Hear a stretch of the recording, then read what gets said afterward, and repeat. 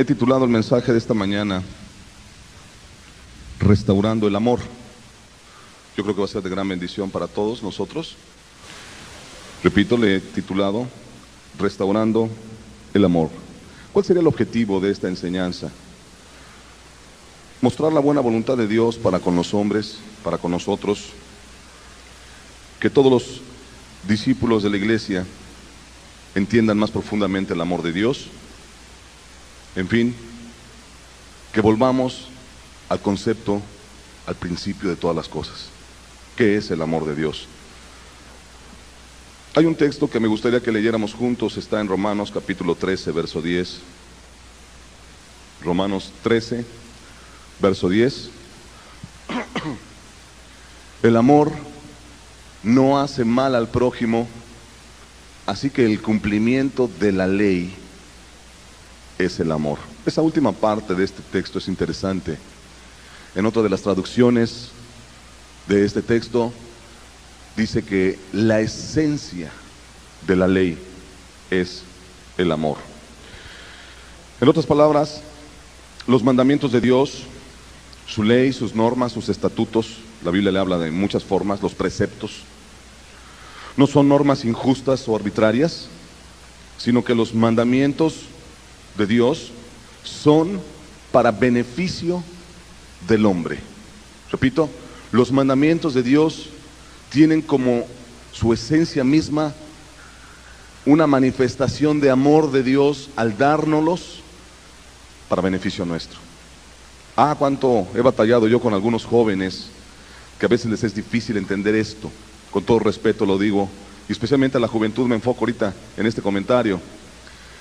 Muchos de ellos piensan que por la vida que tienen, los pocos años, 17, 20, 25 años, quizá los más jóvenes solteros, creen que pues son libres de hacer lo que se les da la gana, y que de pronto les hablen de Dios, dicen, no, sabes, se me hace aburrido, no es para mí, eso déjaselo a los viejitos, eso déjaselo a las personas adultas.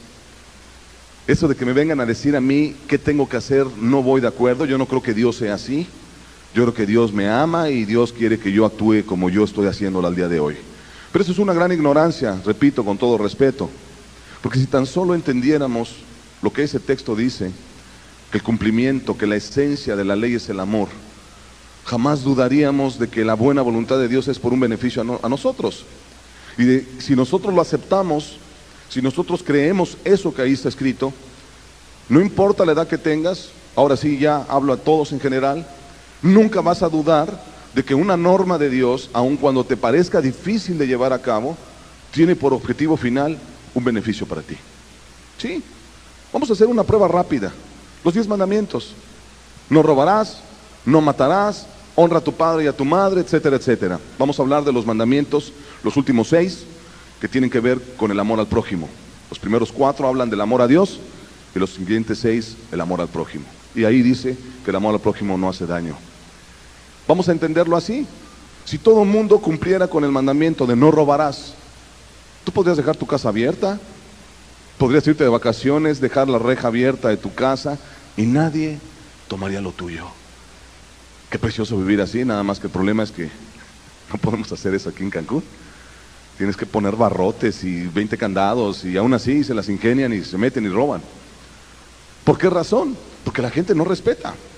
Si tan solo las personas obedecieran los mandamientos de Dios y entendieran su esencia, el no robar quiere decir que tienes que respetar lo que no es tuyo.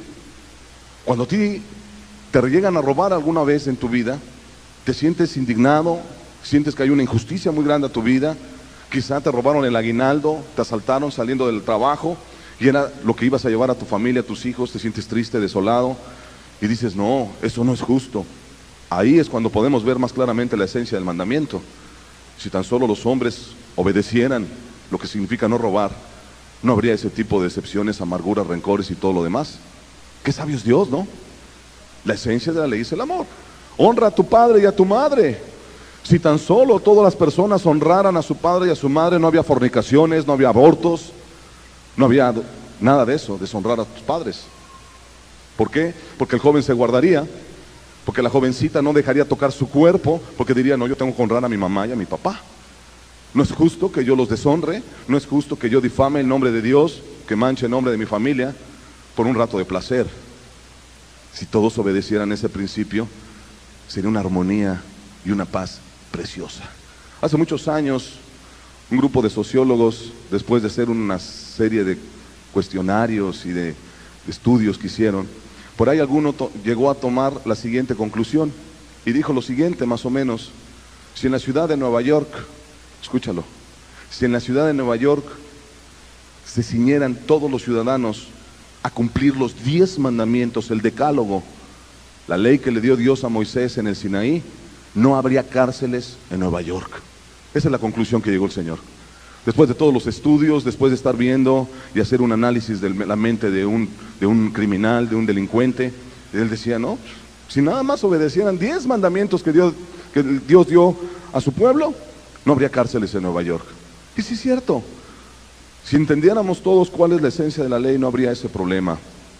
El ser humano fue creado para amar y ser amado. No sé si tú lo sabías. Repito, el ser humano fue creado para amar y para ser amado. Fue hecho a imagen de Dios. Y en Primera de Juan dice la Escritura que Dios es amor.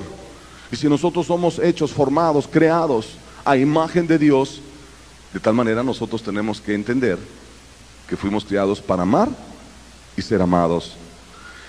Hace unos días, para ser exacto, el viernes, yo estaba hablándole a un grupo más o menos de 200 jóvenes aquí, unas pláticas que tenemos con jóvenes solteros. Yo les estaba diciendo que tristemente vivimos una época, un tiempo, donde ciertos conceptos tan importantes que deben de ser para nosotros como seres humanos se han desvirtuado en sus definiciones.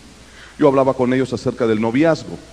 Yo les decía a ellos que lamentablemente noviazgo, a como se puede definir en nuestra actualidad, es sinónimo de relación sexual, es sinónimo de yo estar con mi chava o la chava con el chavo, estar en tocamientos, etcétera, etcétera. Lamentablemente esa es la definición que hoy por hoy se maneja en el medio.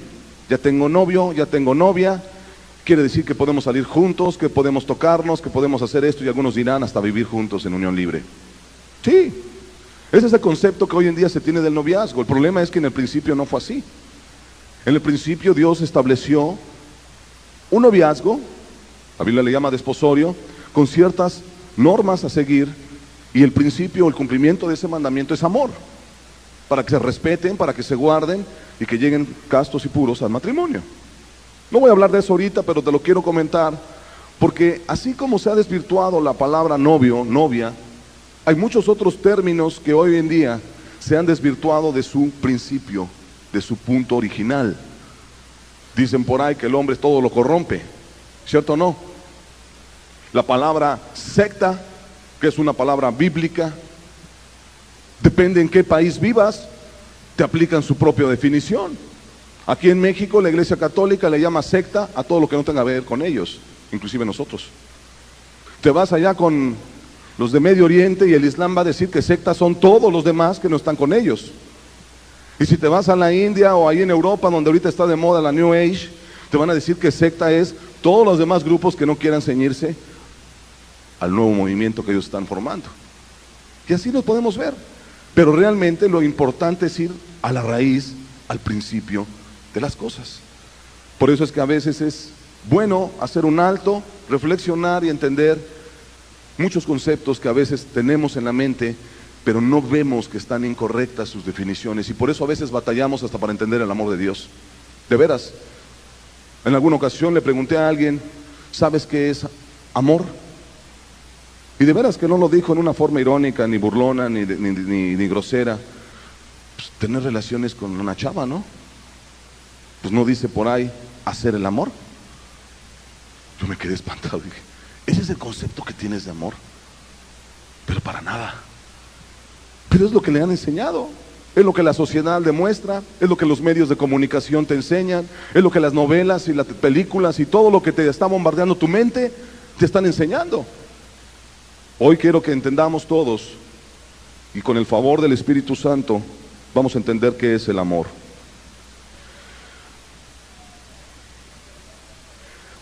¿cuál es la realidad hoy en día? Hoy hablan todos de amor. Tú puedes escuchar programas radiofónicos de concientización social y todos te hablan de amor, de justicia, de derechos humanos. Hasta en la televisión hay programas.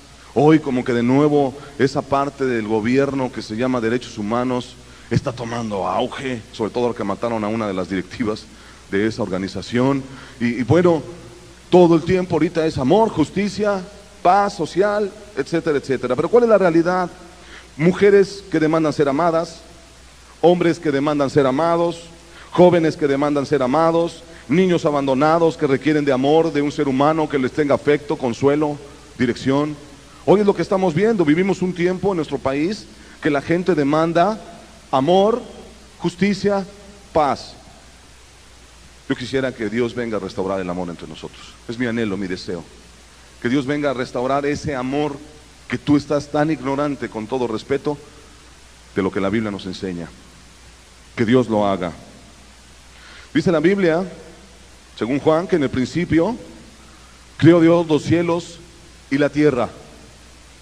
Él creó los planetas, todas las galaxias, la fauna, la flora, y creó al hombre también del polvo de la tierra. Dios lo formó y luego le dio ayuda idónea. Quiero introducir con esto que te voy a estar hablando a continuación para que quedemos entendidos cómo son las cosas desde el principio. Así lo creó Dios todo, perfecto. Dice la Escritura, y Dios vio que era bueno.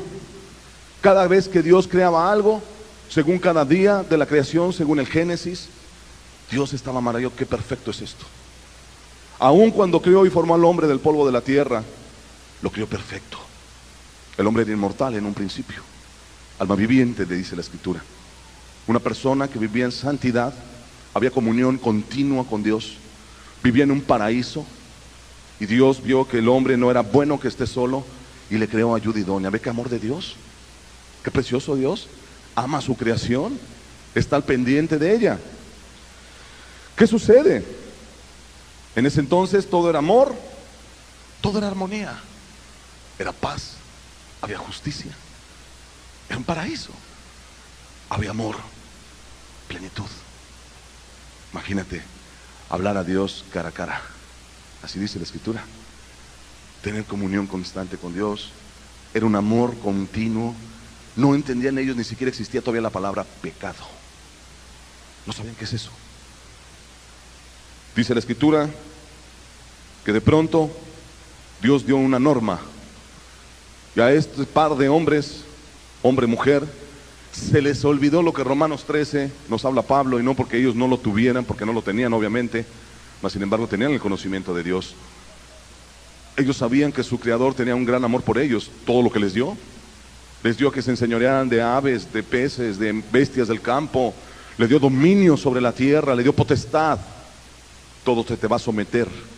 Dios le puso en un lugar privilegiado al hombre dentro de su creación, y Dios le dio una norma, una ley, con un propósito. Con tantas cosas que le dio al hombre, Dios ha de haber pensado, al rato se me puede ensoberbecer como le pasó a Satanás. Le voy a poner un mandamiento, ¿verdad? Para que se acuerde que hay uno mayor que él, para que siempre y constantemente tenga en su mente que aun cuando él se puede enseñorear de lo que yo le estoy dando, hay uno mayor que él. Y le voy a dar este mandamiento para que entienda no a confiar en sí mismo, sino que todo el tiempo confíe en su Creador. Era una acción de amor muy bella, preciosa. Y Dios le dijo, está bien, mira, eres dueño de todo esto, yo te lo doy, te lo regalo. Solamente de aquel árbol no puedes comer su fruto. El día que de él comieres, ciertamente morirás. Todo mandamiento lleva consigo castigo, si no, no es ley, no es mandamiento. En eso quedamos, los abogados lo saben. Quítale el castigo, ya no es mandamiento, es sugerencia, es consejo, lo que tú quieras, menos mandamiento, no es ley. Una ley, un mandamiento, lleva en sí castigo o promesa de bendición. Y en este caso la consecuencia era muy clara, vas a morir. ¿Qué sucede? A ellos se les olvidó, principalmente a la mujer, que el principio, la esencia, el cumplimiento de la ley, y ese el caso del hombre tiene que cumplirlo, es amor. No entendieron. Entra el pecado y ahí empiezan los problemas. Todo se empieza a corromper. De pronto tienen hijos y Caín mata a su hermano. Empieza a brotar el odio, la violencia, el desamor. Empieza la corrupción, empieza la maldad a aflorar. Vienen los juicios más adelante. Me voy a ir así rapidito, espero que me vayan entendiendo, espero explicarme. Viene el diluvio. ¿Por qué? Porque el hombre se multiplica y llega un momento en que dice el Génesis que Dios vio que el pensamiento del hombre era de continuo solamente hacer el mal. Ya no era como al principio. Ese amor puro que había al principio se estaba desvirtuando. Y empezó la maldad, la violencia, vienen los juicios. Dios, con un propósito de santificar, de apartar el mal de la raza humana, de no desaparecerlos, decide tomar a Noé y a su familia y crear una nueva raza de humanos. Pero tú sabes la historia, de nuevo empiezan a corromperse, de nuevo empieza a entrar el pecado. Más adelante el hombre vuelve a multiplicarse, empiezan a crecer las naciones, quizá ya no en ese ritmo de maldad como en el tiempo del diluvio, porque se ve que fue una corrupción inmediata, rápida, horrible. De pronto empiezan las naciones a crecer hasta que Dios llama al pueblo de Israel su pueblo elegido. Y a este pueblo le fue confiadas las leyes, le fueron confiados mandamientos, principios. Todavía no venía el decálogo, pero ya había mandamientos, por lo menos del matrimonio, que es un pacto, es una ley desde el Génesis, antes de que viniera Moisés, por ejemplo. También esos mandamientos de que hay un Dios, un todopoderoso. Ellos tenían ese conocimiento. Dios establece un pueblo. ¿Y qué sucede? Este pueblo se empieza a desviar. Este pueblo empieza a hacer cosas malas. Caen en manos de un imperio, Egipto. Ellos empiezan a ser esclavizados. Ellos empiezan a olvidar la ley de Dios. Se empiezan a hacer a las costumbres de esas naciones paganas que no tenían el concepto adecuado de Dios. Viene el milagro precioso. Dios levanta al libertador en medio de ellos, su nombre Moisés. Los lleva a la tierra prometida a través de milagros, prodigios, actos sobrenaturales. Se abrió el mar, vinieron plagas. Les da la ley en un monte, algo precioso. Y Dios empieza a hablarles a su pueblo y les empieza a dar mandamientos. Mandamientos que estaban llenos de amor. Se los da al hombre. Pero ¿qué sucedió? Nunca entendieron que la esencia de la ley es el amor. No entendieron que esos mandamientos eran para beneficio de ellos. Dios lo hizo con mucho amor.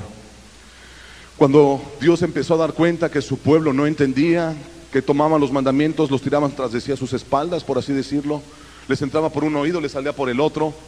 Dios en su infinito amor, queriendo volver a restablecer el concepto original puro de qué es el amor, les empieza a enviar profetas, atalayas. ¿Qué es un profeta? Es un hombre que te habla de parte de Dios, una persona que está en la intimidad con Dios. Muchos de ellos se metían en cavernas, en montañas, o podían estar en ciudades, o ministrando a Dios en el tabernáculo, y venía palabra de Jehová, o algún ángel les hablaba, directamente la voz de Dios, con un propósito. Ve y di a mi pueblo esto. ¿Y cuáles eran las advertencias de Dios? Que se guardaran, que se arrepintieran, que se convirtieran de sus malos caminos, en fin, que volvieran al principio, a la senda antigua, al camino del amor y la santidad. Pero ¿qué sucedió? Los hombres prefirieron los ritos y la maldad, así como lo escuchas. Hay una preciosa conclusión que saca Jeremías de lo que te estoy hablando hasta aquí. En Jeremías capítulo 6, verso 16 al 21, fíjate lo que dice el texto. Así dijo Jehová: paraos en los caminos y mirad y preguntad por las sendas antiguas. Como que dándonos a entender, se te ha olvidado todo, tienes que volver al principio de las cosas. Cuál sea el buen camino y andad por él, y hallaréis descanso para vuestra alma. Mas dijeron: no andaremos. Puse también sobre vosotros atalayas que dijesen: escuchad el sonido de la trompeta. Y dijeron ellos: no escucharemos. Por tanto, oíd naciones y entended, oh congregación, lo que sucederá. Y empiezan juicios, empiezan cosas horribles. Sigue adelante. Oye tierra, he aquí yo traigo mal sobre este pueblo el fruto de sus pensamientos, porque no escucharon mis palabras y aborrecieron mi ley, para que a mí este incienso de Sabá y la buena caña olorosa de tierra lejana, vuestros holocaustos no son aceptables, ni vuestros sacrificios me agradan. Fueron a los ritos, se fueron a la religiosidad, se fueron a aparentar, a darse una chapeadita por fuera, ¿verdad? Por tanto Jehová dice esto: aquí yo pongo a este pueblo tropiezos, y caerán ellos los padres y los hijos juntamente, el vecino y su compañero perecerán. ¿Cuál era la razón? ¿Era una injusticia, una medida injusta de Dios? Para nada. Dios había manifestado su amor. Ponte en el lugar de Él en un momento determinado. No se confunda, solamente es para propósitos de comprender mejor. Si Dios estuviera viendo a la humanidad, vamos a entenderlo. Yo les doy aire, les doy agua, les doy vida, los lleno y los colmo de bendiciones, les ayudo, les doy leyes para que las cumplan y les vaya mejor a ellos, que sepan y entiendan que es por amor a sus vidas, y ellos no quieren. De lo que yo les doy se enseñorean y dicen: esto es mío, aunque no es tuyo, y empiezan a hacer lo que se les da su gana. Les voy a mandar profetas, quizá ellos los escuchen, quizá ellos les puedan entender mejor. Y ni aún así. Y tú sabes cómo terminaba la vida de muchos de ellos: aserrados vivos, los metían en cisternas, ahí en cepos malolientes, los golpeaban, los asesinaban. Esa es la historia. Hasta aquí yo llevo, nada más para que te des cuenta cómo las cosas se corrompen. Así como se corrompe la palabra noviazgo, la palabra amor, hay otra más, por ejemplo, para que te des idea de cómo es esto y cómo el hombre va degradando, tergiversando la ley, todo por no entender el cumplimiento de la ley, que es el amor. Aquel tremendo caso que tenemos en el Sermón del Monte, cuando Jesús habla del divorcio. A ver, pongan atención, lo voy a decir rápido. Dice la Escritura que de pronto se acercan a Jesús y le dicen: Señor, pues háblanos de estas cosas. Y está el Señor disertando, y de pronto dicen: pues Señor, pues dura cosa es esta, ¿no? Pues como que nada más codiciando con los ojos ya adulteramos en el corazón. Pues ¿quién pues entonces? No conviene casarse.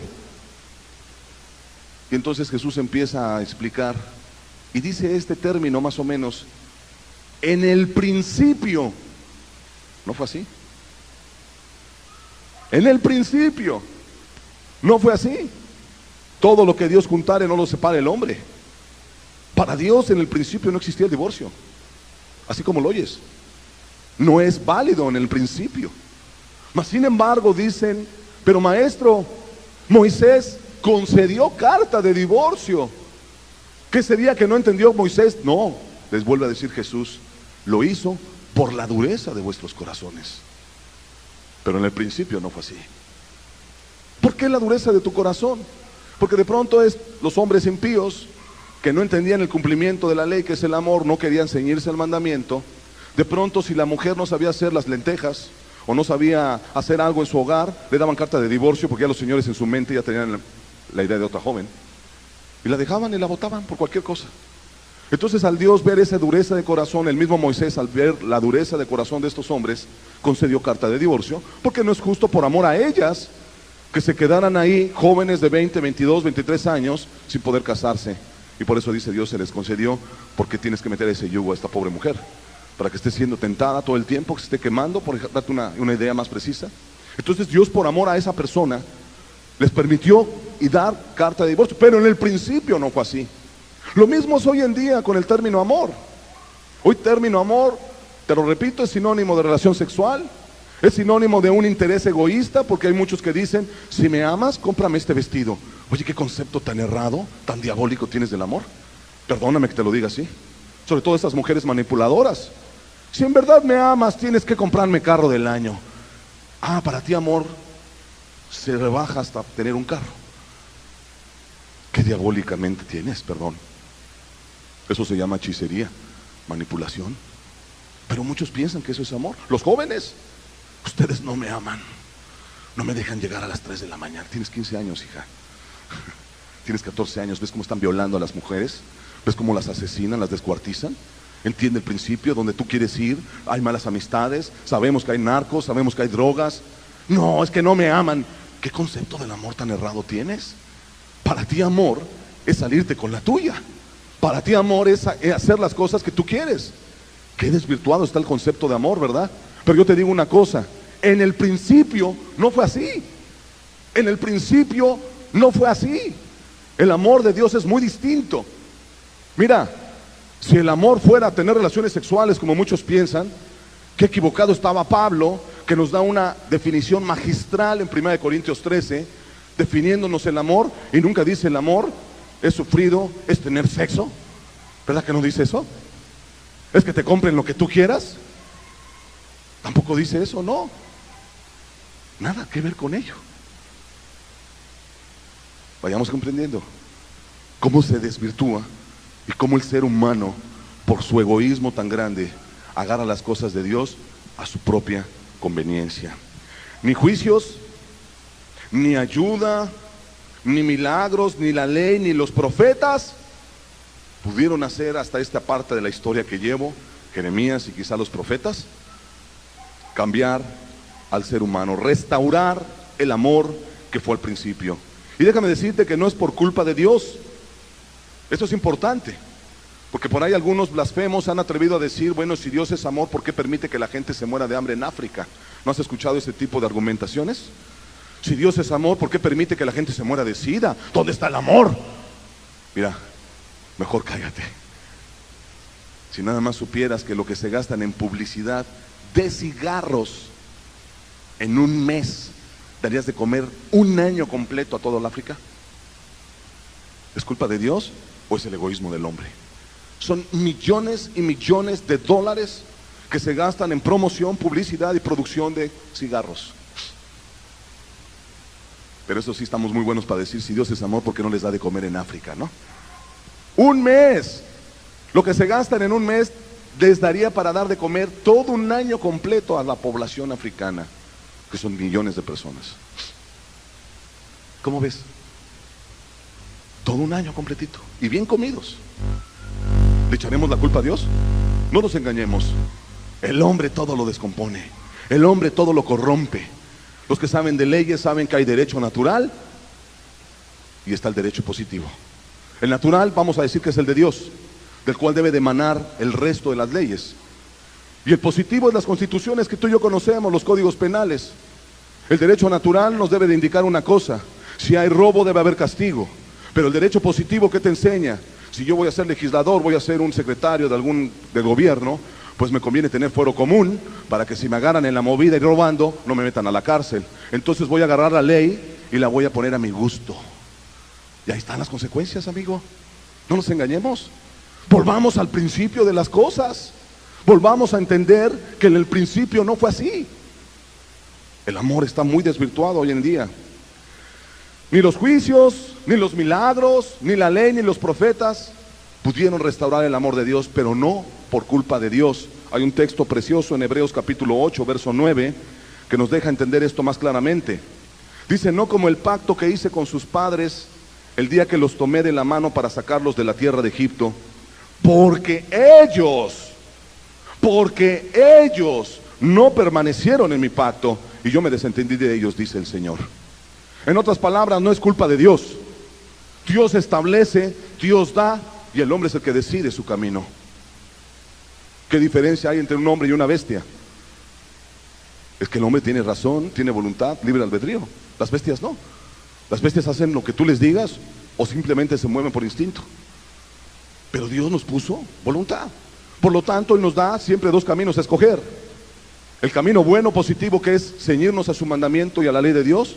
Este es el todo del hombre, dice Eclesiastés: temer a Dios y guardar sus mandamientos. Así de sencillo. Pero, por otro lado, está el camino del egoísmo, el camino del pecado y la maldad. Y es donde muchas veces tú te gusta caminar. O quizá es en el camino que estás.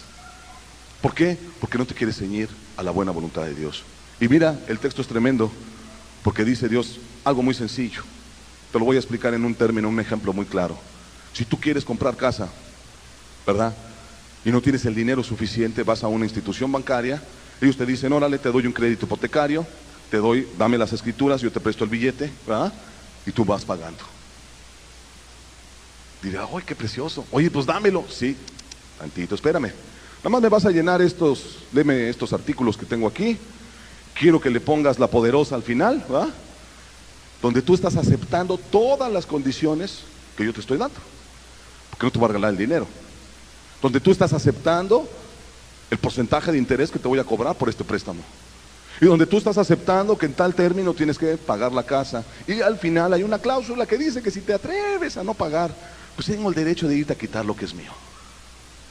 Y ahí están las personas, pues órale, tengo casa nueva. ¿Qué sucede si tú no cumples alguno de esas cláusulas en las cuales tú estuviste de acuerdo porque pusiste tu firma? ¿Tiene derecho o no tiene el derecho el banco a quitártelo? No voy a hablar de las medidas si son muy injustas o no. Cada quien tiene la decisión. Oye, pues no te obligaron, te hicieron mano de cochinito para que firmaras. No es cierto, ¿verdad? Tú pusiste tu firma y aceptaste. Ok, si en un momento determinado pierdes la casa, es por una muy sencilla razón. Alguna cláusula se rompió. Y el banco puede decir, no es mi culpa, yo me desentiendo de ti. En los business yo no tengo sentimientos. Me caes bien, pero son números y pues mira, yo tengo que dar cuentas al dueño del banco. Así que, pues sorry, te voy a quitar lo que es mío. Bueno, el ejemplo nos ilustra muy bien lo que es también la ley de Dios. Dios nos da mandamientos, nos da pactos a seguir. ¿Y qué sucede si tú no lo cumples? Aquí dice el libro de Hebreos que Dios se va a desentender de ti por una sencilla razón. No que el pacto fuera malo, sino que tú no cumpliste con tu parte. ¿Vamos entendiendo? ¿Vamos comprendiendo? El hombre se olvidó lo que es el amor, así de sencillo. El hombre se olvidó de lo que es el amor. Vamos a ponernos otra vez, para los propósitos de esta enseñanza, en la posición de Dios. ¿Qué debo hacer? Estos les caen juicios y no entienden. Les hablo audiblemente, se esconden y tiemblan, pero al mes ya están pecando.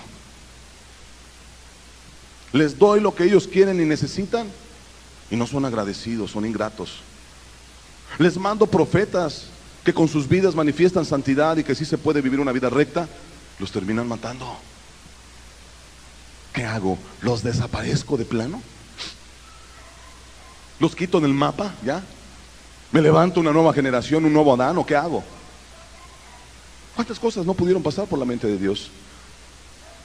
El amor se había olvidado. ¿Qué tuvo que hacer Dios para restaurar el amor entre los hombres? ¿Cómo podía el hombre volver a entender el concepto real del amor? ¿Cómo se puede recuperar lo que se había perdido? ¿Cómo puede el hombre conocer el amor de Dios? ¿Qué tuvo que hacer Dios? Pregúntatelo. Dicen muchos teólogos que el gran resumen de los evangelios está en 2 versículos. Así dicen muchos, llegan a la conclusión.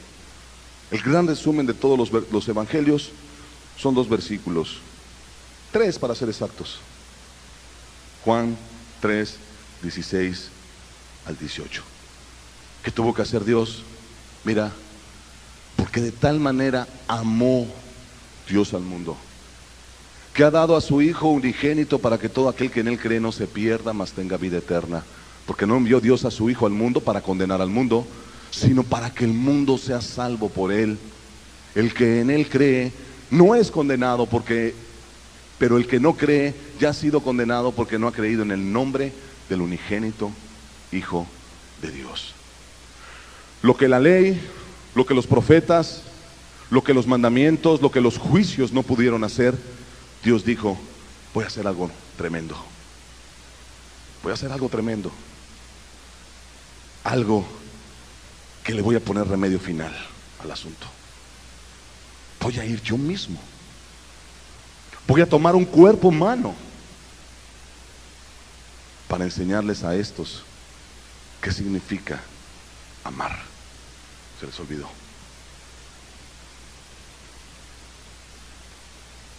Jesús vino para mostrarnos el amor. Él no vino a condenar al mundo, no era su propósito principal. Hay condenación, sí, para los que no creen, a los que no se someten. No confundamos. Pero en el principio, el propósito principal de Dios es que nadie se pierda, sino que todos tengan vida eterna. Eso no es amor. Ya desde ahí estamos viendo la intención llena de amor. De tal manera amó Dios al mundo, que mandó y envió a su Hijo unigénito, a su único Hijo, a Jesucristo. Jesús vino para mostrarnos el amor. Jesús vino a restaurar el amor de Dios en los hombres. Esto que te quede bien grabado. 2 puntos y los voy a volver a repetir para aquellos que les gusta apuntar. Jesús vino para mostrarnos el amor verdadero. Jesús vino a restaurar el amor de Dios en los hombres. Se había perdido. ¿Cómo podía el hombre volver a entender el concepto real del amor? Repito, ¿cómo podía el hombre volver a entender el concepto real del amor? Dice Juan capítulo 13, verso 1, como había amado a los suyos que estaban en el mundo, los amó hasta el fin. El que tenga oídos para oír, oiga. Es muy sencillo. Como había amado a los suyos que estaban en el mundo, los amó hasta el fin. Esto nos deja ver y entender algo. Jesús, en su precioso e infinito amor, en su omnisciencia misma, nos ha mostrado su amor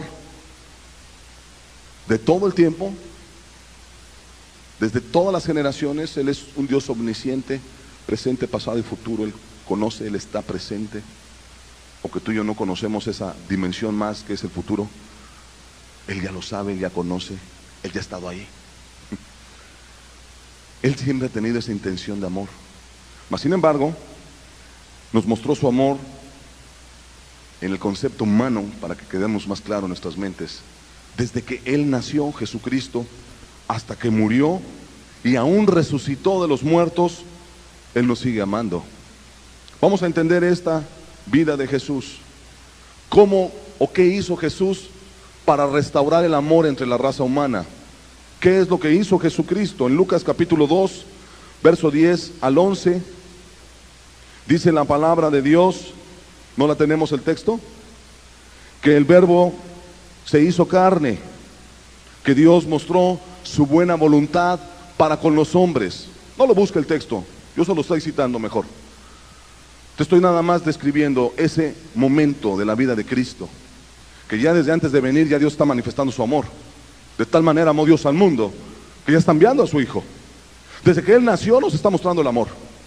Él nos está dando un mensaje desde las condiciones que Él nació. Mira, no vine a nacer en un palacio, no vine a nacer en pañales reales de seda, ¿verdad? Yo vine a meterme a un pesebre ahí, entre animales, entre bestias, para darte a entender algo. Estoy dispuesto a condescender hasta con el más pobre y más humilde de los seres humanos. Tanto vale mi amor para ellos como para el que tiene mucho. Pero si Él hubiera venido en un palacio, te aseguro que los que no tenían dinero se hubieran sentido rechazados. No, al contrario. Porque el que entiende que Jesús vino desde ese aspecto ya humillándose, aún el que tiene mucho se siente avergonzado de decir: cuánto amor, este no me ama por lo que tengo, además lo que tiene es de Él. En tal caso, ¿no? Ahí vemos ya el amor, la buena voluntad de Dios para con los hombres. En Lucas también capítulo 2 nos enseña que Jesús se sometía a sus papás. Él amaba a sus padres, se sujetaba. También dice el texto que crecía en la gracia para con Dios y con los hombres. ¿Cómo estamos entendiendo que vino a restaurar el amor? Desde la sujeción como hijo tuvo a sus padres. Él nunca desobedeció. Él siempre, continua y constantemente estuvo honrando a su papá y a su mamá, mientras ellos vivían, obviamente. Él siempre se sometió. Se sujetó. Si su papá le decía, haz esto, él va y lo hacía. Si su mamá le decía, ayúdame para esto, no replicaba. No se quejaba como muchos jóvenes, se molestan, se enojan y tuercen la boca. No. Dime, mamita, ¿en qué te puedo servir? Oye, quiero que me vayas a traer agua. Mira, sí, mamá, no te canses tus manos, yo voy por ella. Iba, sacaba el agua del pozo y la llevaba hasta su cocina. ¿Qué más quieres, mamá? Ay, hijo, pues fíjate que tengo lastimada la mano, ayúdame a picar la cebollina. Órale. Sí, ve conociendo cómo era Jesús. Tú dirás, ¿y cómo sé yo eso? Mira, es lo cotidiano en un hogar. Y Jesús no vivió muy extraño a lo que nosotros vivimos también. Y así como a veces ayudas a tu mamá de buena gana, muchas veces no lo haces de buena gana. Jesús todo el tiempo lo hacía de amor. Todo el tiempo se sometía, se sujetaba. He ahí como empieza él a restaurar el amor. Desde su nacimiento, desde su niñez, él venía restaurando el amor entre los hombres. Y dice que crecía para con Dios y con los hombres. ¿Qué quiere decir esto? Que en el proceso de su crecimiento, de su adolescencia, él crecía en gracia para con Dios. En otras palabras, Dios se agradaba de él. Dios daba favor para ese joven por la manera en que se comportaba. Una persona de oración, una persona de continuo quebranto, una persona que siempre estaba procurando el bien a los demás. Y los hombres se sorprendían y también crecían en gracia para con ellos, porque el hombre, aunque esté pecador, no es ciego, y dice, bueno, este muchacho es muy buena gente, ya quisiera que mi hijo fuera como él. Yo me imagino que en la misma sociedad hebrea, al conocer la vida de Jesús, María y José, muchos de los que estaban rodeando en esa villa de Belén, de Nazaret, en los lugares donde él vivió y creció en su infancia, han de haber dicho, oye, qué vida tan ejemplar de este joven. Oye, préstame lo que venga a mis hijos, que me los instruya, ¿no?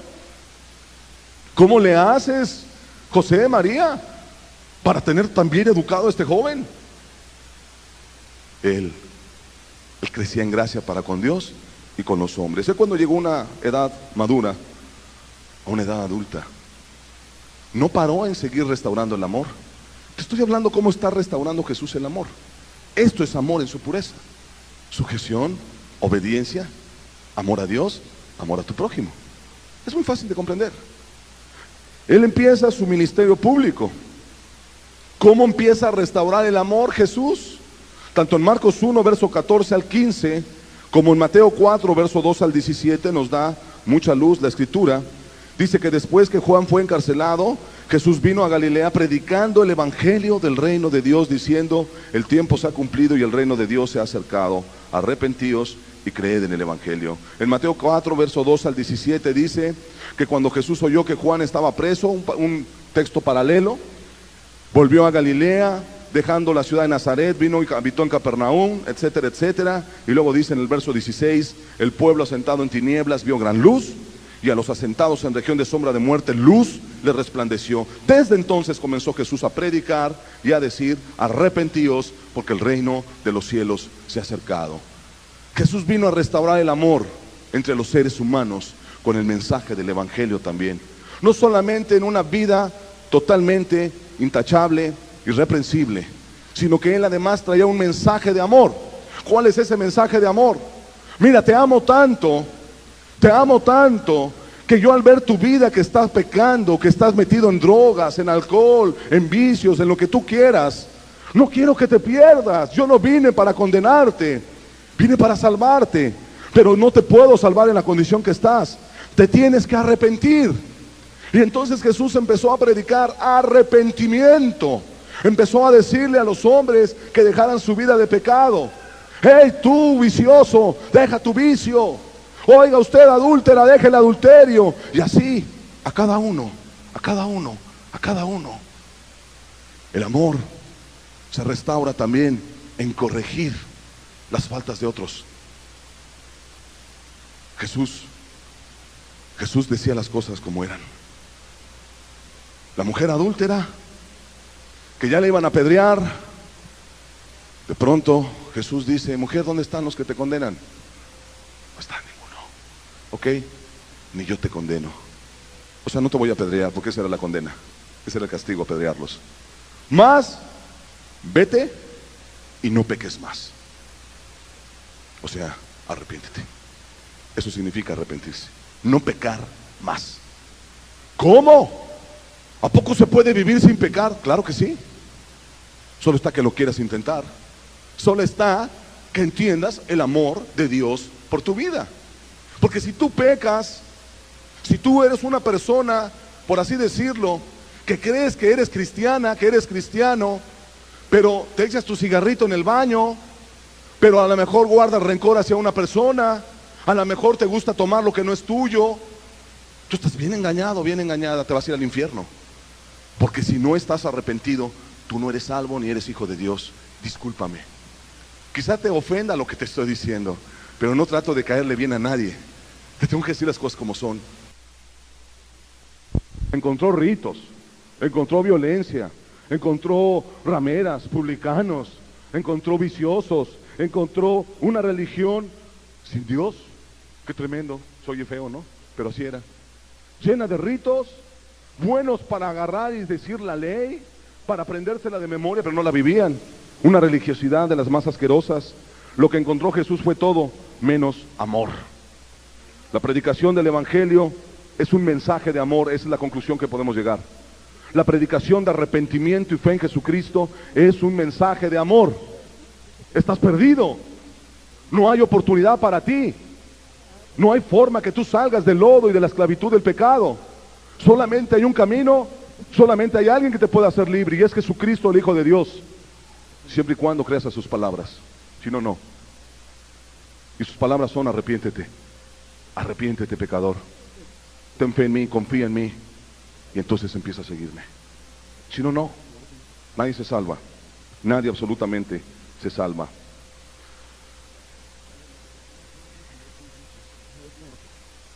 ¿Cómo más empezó a restaurar Jesús su amor? O el amor entre los hombres. Ahí no acaba. Oh, Él es lleno de amor. Ahí no acaban las cosas. Él llamó a sus discípulos y empezó a escoger ciertas personas. Primero lo mostró con su vida. Vean, decía, no maltrates a tu hermano. Les empezó a hablar cosas muy preciosas, el arrepentimiento y todo lo que sabes. Y seguramente ya había algunos que empezaban a verle. Oye, está padre eso. Qué tremendo. Sus palabras me hacen sentir mal. Sus palabras me traen convicción de que estoy mal. ¿Y qué hizo Jesús? Aquí hay un paso tremendo en la forma en que Él restaura el amor. Él empieza a escoger personas para enseñarles a ellos cómo empezar a amar. Se les había olvidado, recuerda. ¿Cómo estás también tú? También se te ha olvidado amar. Espero que te bendiga lo que te hablo. El llamado a sus discípulos a seguir sus pisadas, Marcos 3, versículo 13 y 14.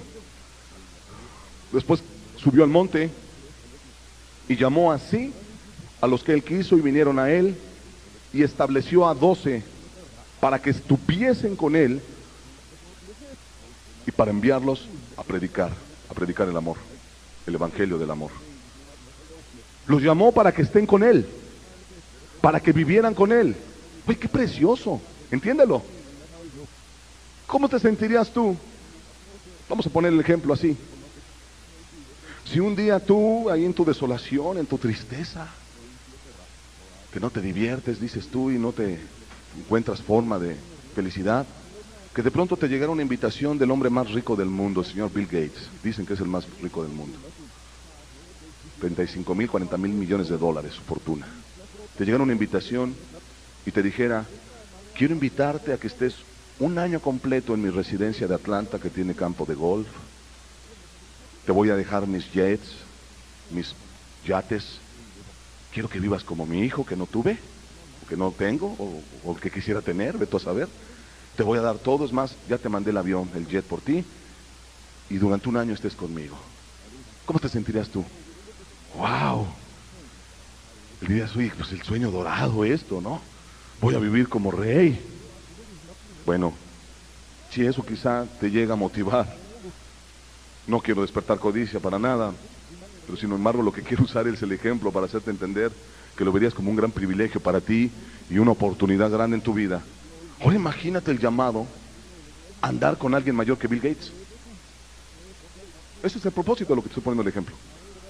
Ahora imagínate el llamado a alguien que es el dueño de Bill Gates y todo lo que tiene. Y no solo eso, sino es el dueño de todo el mundo. La tierra y su plenitud son de Él. El oro y la plata son de Él. Las galaxias, las estrellas son de Él. Por Él fueron hechas todas las cosas, dice el libro de Colosenses. Y para Él. Él es el Rey del universo, el Todopoderoso, el principio y el fin, el Alfa y la Omega. Ese Dios que es todo poder estaba invitando a hombres como tú y yo a seguir sus pisadas. ¡Qué privilegio! Nada más para ellos. No, lo vas a ver más adelante. Ellos no son ejemplo a nosotros para seguir sus pisadas, claro que sí. Pero la invitación es para todo el mundo. Recuerda que Él no vino a condenar, sino vino a salvar al mundo.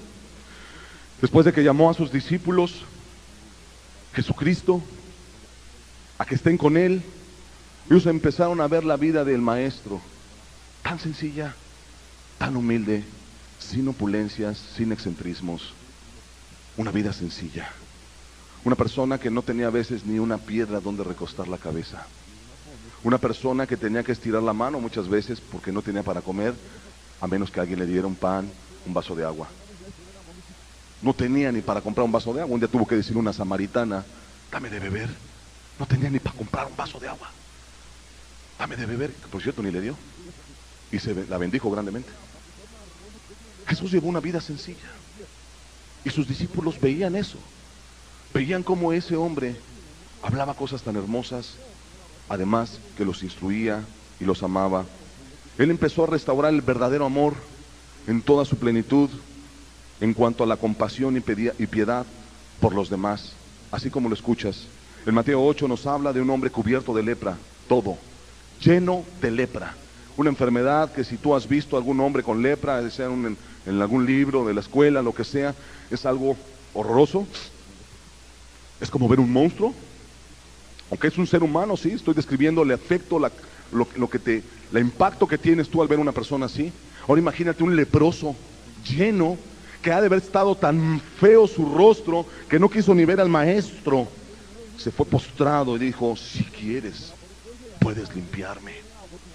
Ahora, ¿cómo es esa clase de amor?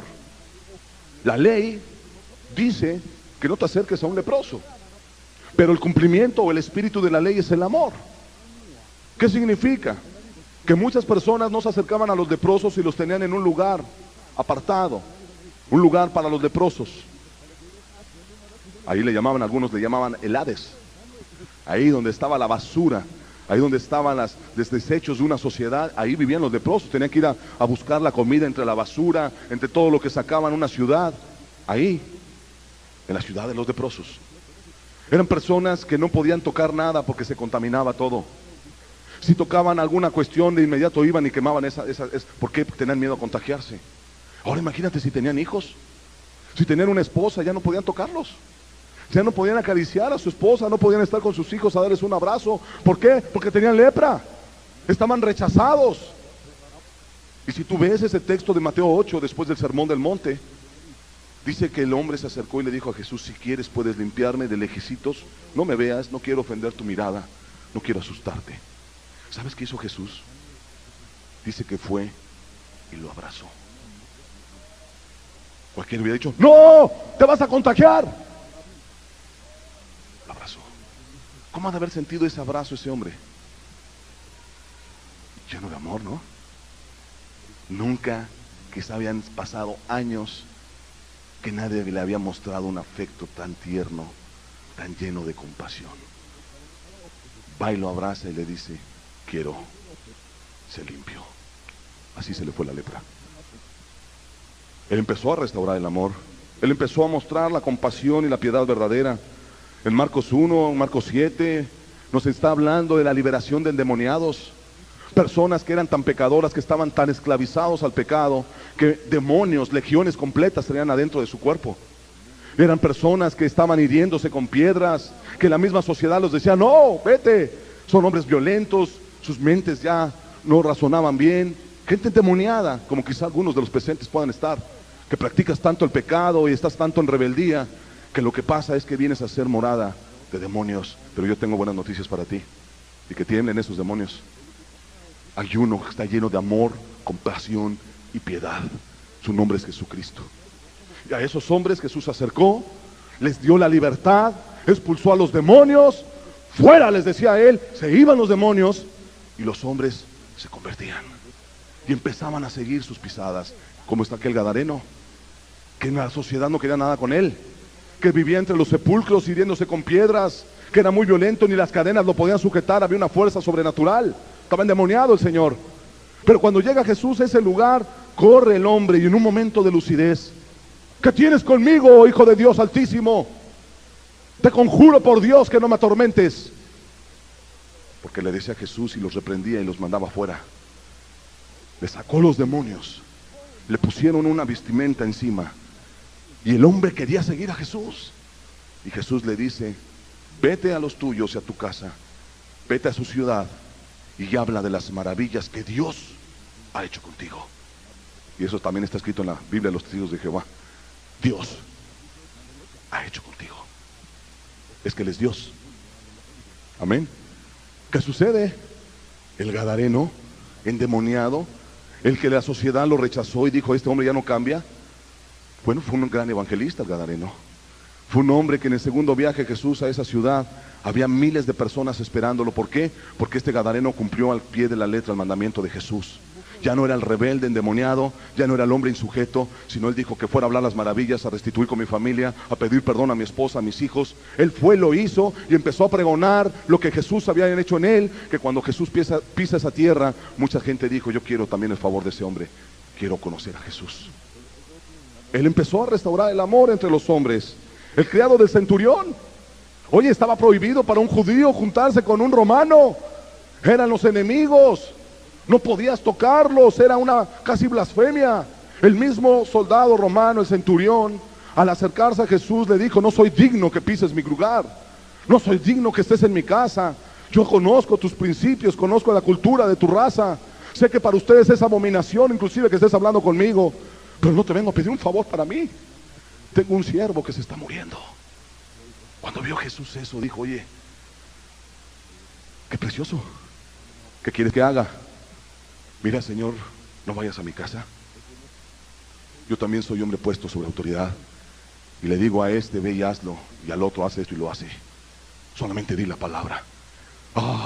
Jamás he hallado tanta fe, decía Jesús. Hágase como tú dices. Y en la misma hora su siervo se levantó y fue sanado. Restaurando el amor, dando una lección a los religiosos hipócritas, aquellos que dicen: no, ¿cómo vamos a ir a predicarle a las rameras? ¿Cómo vamos a ir a dejar que entre aquí un borracho? Oye, si es la primera vez, bienvenido. Vamos a hablarle y a predicarle el evangelio, ¿me entiendes? No vamos a permitir que todo el tiempo llegue borracho, obviamente. Tiene que también entender que a Dios se le respeta. Pero no podemos agarrar y pintar la raya como religiosamente hacen muchos. Y aquí no pueden entrar las mujeres con arete, con minifalda, porque no son de Dios, son del diablo. Oye, la gente pues ni siquiera les has hablado. Hoy en día vemos algo similar. No nos engañemos.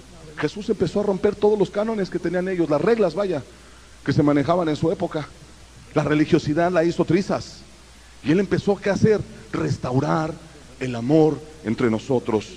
La vista a aquel ciego Bartimeo, aquel ciego que tenía que estirar la mano porque no se sabía llegar el alimento. ¿Por qué? Porque ciego no podía trabajar. ¿Quién le podía dar un sueldo? Estaba ciego, inútil. Y cuando yo hablar de Jesús: Hijo de David, ten misericordia de mí, y ahí estaba gritando, hasta que Jesús lo manda a llamar. ¿Qué quieres que haga? Que vea, Señor. Y Jesús le da la vista, y dice que desde ese momento lo siguió en el camino. Quería ver a Jesús. Jesús lo amó. Jesús tuvo compasión, tuvo piedad. ¿Qué decir de aquel hijo de la viuda de Naín, el que murió? Su único hijo. Imagínate la escena. Va ahí el muerto, el acto fúnebre, ahí todas las personas, los familiares, la viuda, su único hijo. Imagínate qué dolor. Nadie más tenía la vida más que a él, y lo único que tenía se había muerto. La mujer venía deshecha, llorando, desconsolada. La gente que iba con ella la estaba consolando, ¿sí? Ahí iban llorando, iban haciendo lamentación. En un camino venían así, y en el otro camino venía Jesús y sus discípulos llenos de amor, de paz, contentos. Al ver el acto fúnebre, vamos a respetar el momento, pero al ver Jesús a esa mujer tan quebrantada, tan deshecha, le dice: mujer, no llores, páralo. le resucita al hijo. Ten, no sufras, te amo, quiero ayudarte. Le resucitó al hijo y se lo dio en sus manos. La resurrección de Lázaro, el amigo que Jesús, el discípulo que amaba también, dice la Escritura, fue otro acto de amor tremendo. Una manera de mostrarle a los hombres hasta dónde Él era capaz de hacer por la vida de una persona. Él nos ama, recuérdalo. Él tiene compasión de los seres humanos. El sermón del monte, la ley de Cristo se le conoce en teología. Ese sermón donde el mismo Jesús dice: no vine a abrogar la ley, sino a cumplirla. ¿Y cuál es el cumplimiento de la ley? El amor. Podemos interpretar el texto entonces: no vine a abrogar la ley, sino vine a amar. Vine a mostrarte que se puede obedecer la ley cuando amas a Dios. No es lo mismo obedecer por imposición a obedecer por amor. ¿Cierto o no? Así de fácil. Quita el amor y pone el mandamiento. Pues lo hacen porque no queda de otra. Pero tú pones el elemento amor y podrás ser como David cuando él decía: me deleito en tus mandamientos, no me son gravosos. No me son gravosos, o sea, porque él amaba a Jesús, él amaba a Dios. Lo que Dios le pidiera lo hacía con agrado, con gusto, con diligencia. Pídeme y yo lo haré, Señor. Muéstrame y yo estoy ahí. Heme aquí. El amor. Bueno, Jesús dijo: no vine a abrogar la ley, no vine a quitarla, vine a cumplirla. Y el cumplimiento de la ley es el amor. La esencia de la ley es el amor. Él mostró el amor perdonando a los enemigos. Sí, porque en el sermón del monte Jesús dijo: escrito está, ojo por ojo, diente por diente, amarás a tu enemigo y amarás a tu prójimo. Odiarás, ¿verdad? Mas yo os digo, no entendiste, no comprendiste cuál es la esencia de un mandamiento que Dios te da. Amarás a tu enemigo, vas a perdonarlo, ora por el que te ultraja, pide a Dios por el que te persigue, ama a tu enemigo. Eso es lo que Jesús vino a decir, y lo vivió y nos lo enseñó con su propia vida. Él amó a sus discípulos. Si alguien entendió la restauración de amor en las vidas, eran ellos mismos.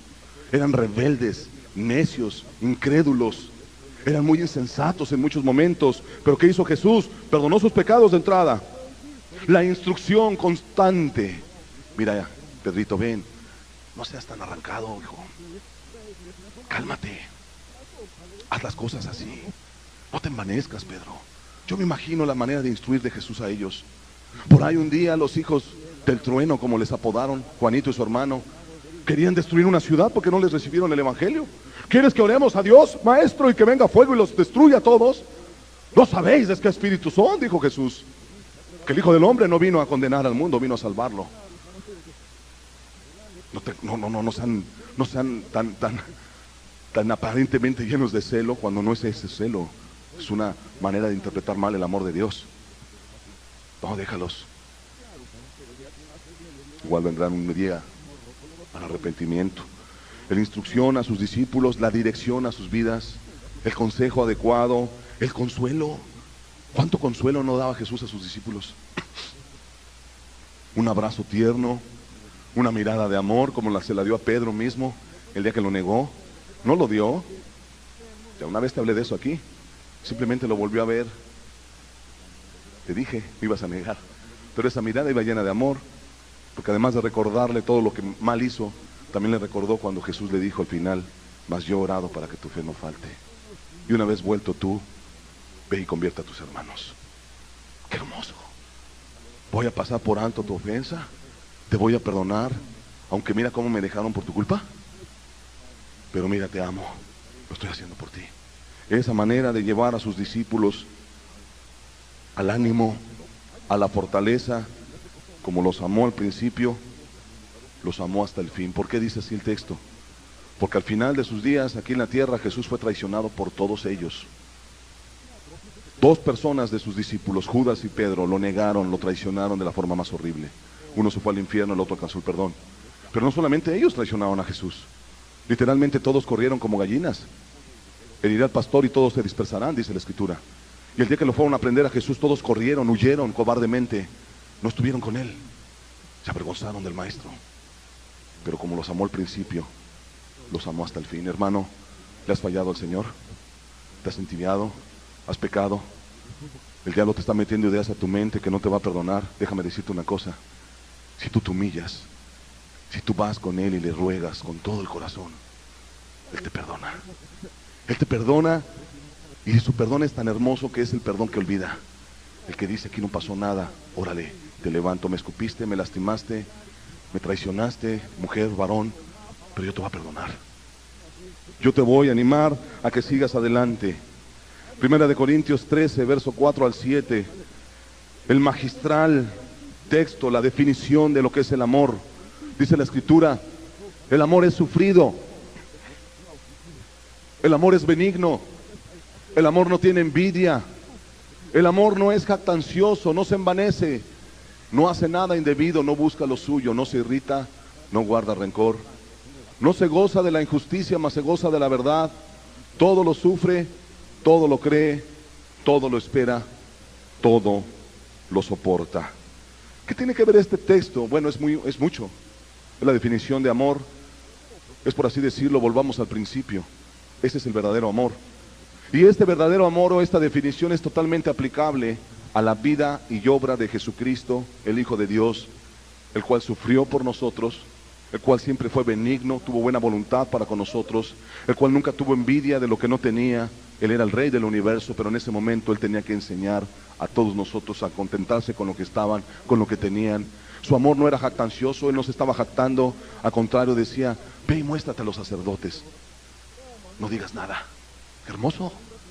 No se envanece, el cual siendo igual a Dios nos aferró, como dice Colosenses, a esa idea de decir: aquí yo mando y puedo. De un momento decía Jesús: puedo mandar llamar a mis ángeles y destruyen a todos estos, mas no sea así, si no se cumple la voluntad de mi Padre.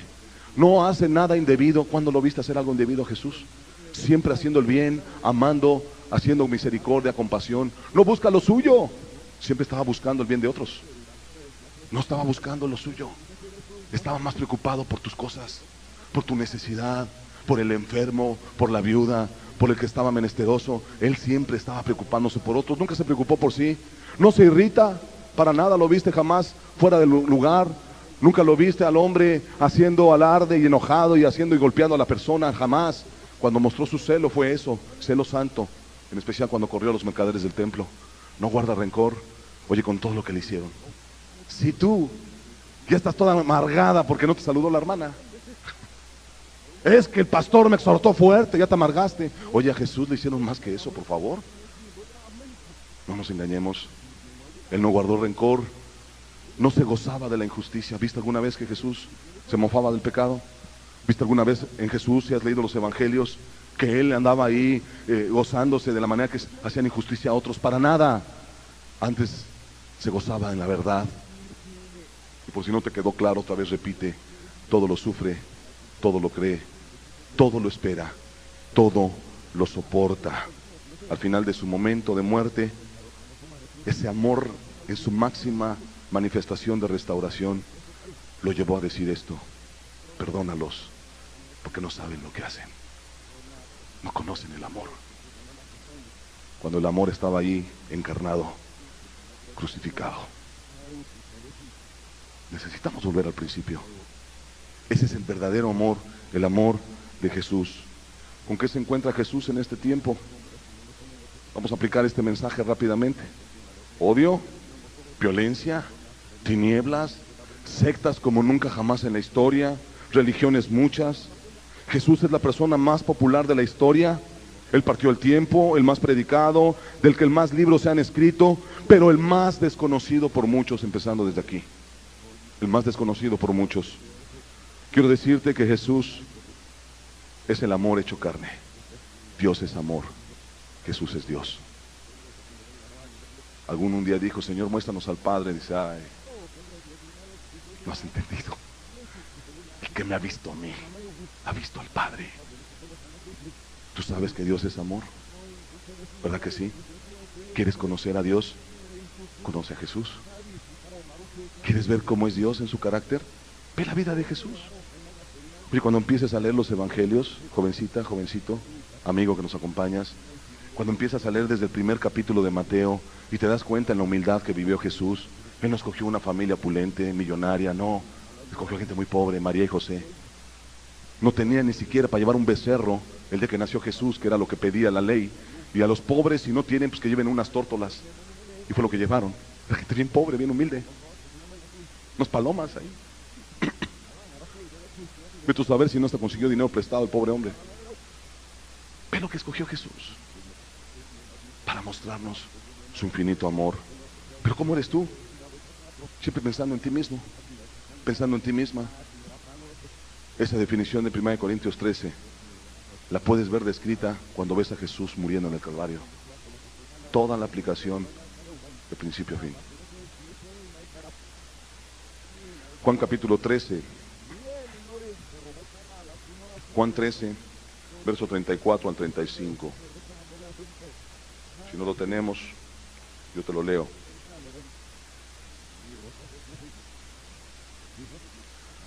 Juan 13, 34 a 35. Dijo él: un mandamiento nuevo os doy, que os améis unos a otros como yo os he amado, que también os améis unos a otros.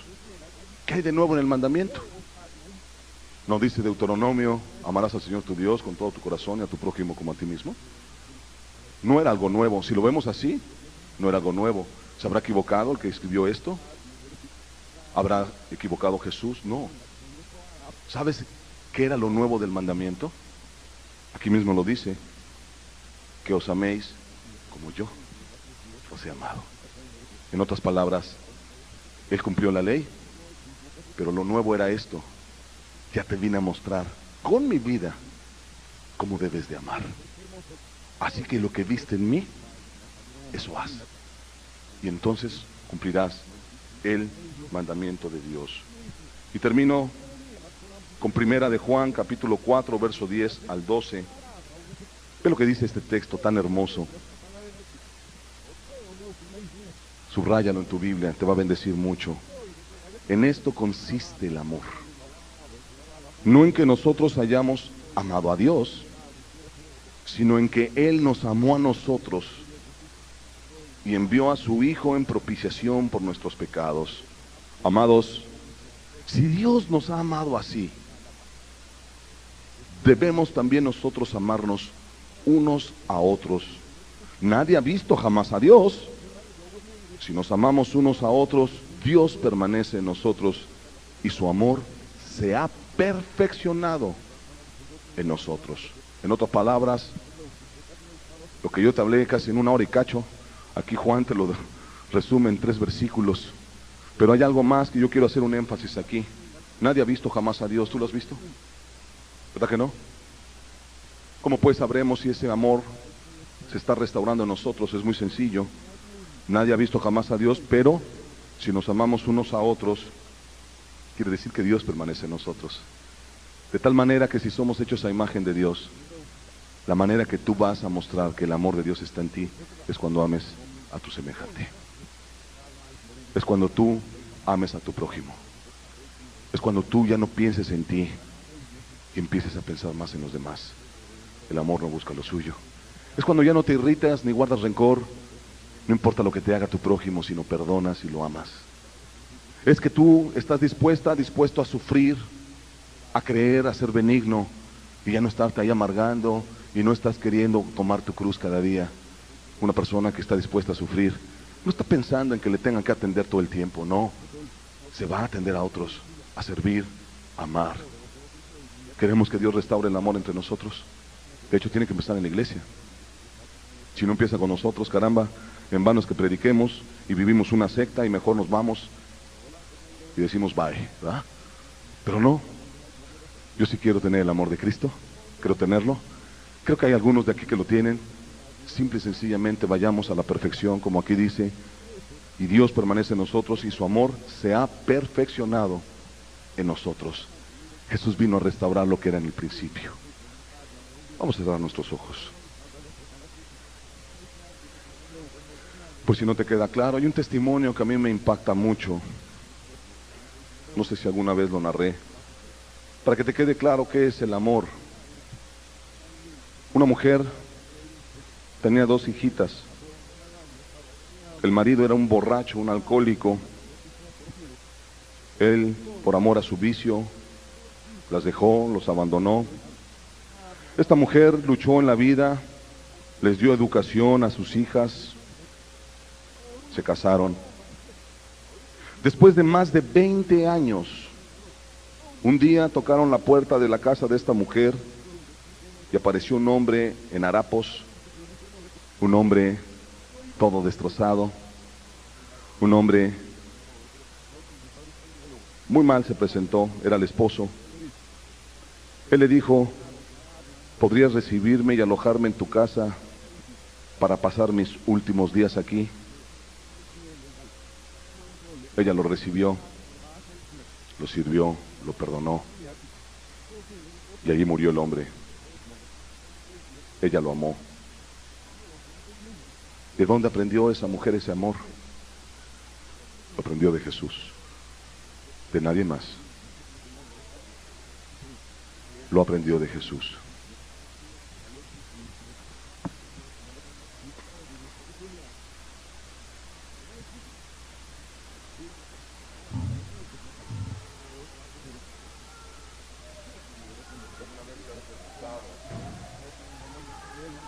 Si alguna vez te has preguntado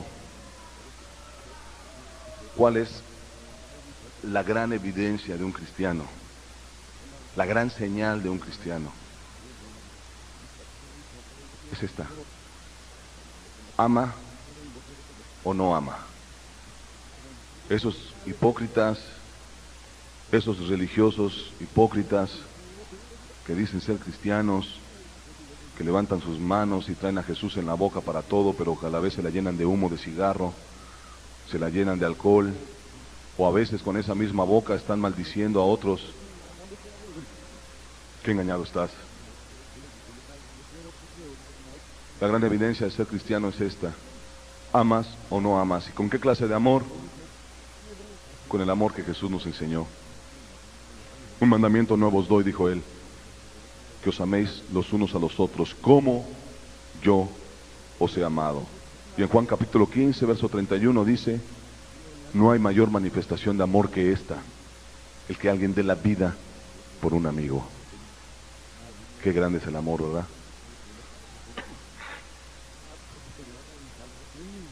El amor de Jesús.